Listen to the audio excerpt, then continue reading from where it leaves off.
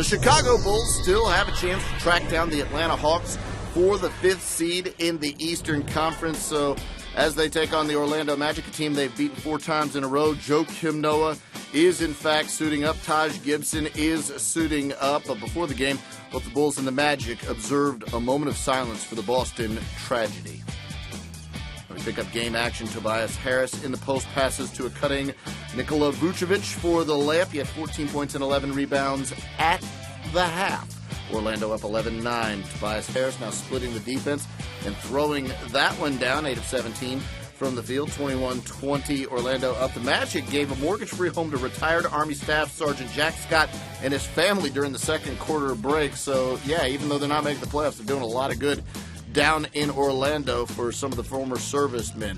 How about some service down low for Carlos Boozer with the lay in there, 11 of 15 from the field. Chicago up 31-30. Then Mo Harkless driving past the defense, getting the big jam, 6 of 12 from the field. Chicago, though, up by a pair, 35-33. Jimmy Butler driving and passing outside to Luol Deng, wide open for 3. He had 14 points in the first half. At the break, Chicago led it by a dozen, 49-37.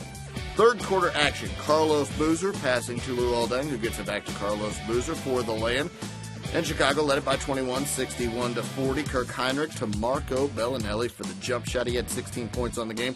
Chicago now by 22, 65-43. Boozer passing to Marco Bellinelli for the lay, and he had 14 points in the third quarter alone, 72-48. Chicago up by 24, and finally, it's Carlos Boozer just cruising through and getting the jam. 22 points, 6 rebounds, 4 assists for Boozer as the Bulls win it by 18. Final score 102-84.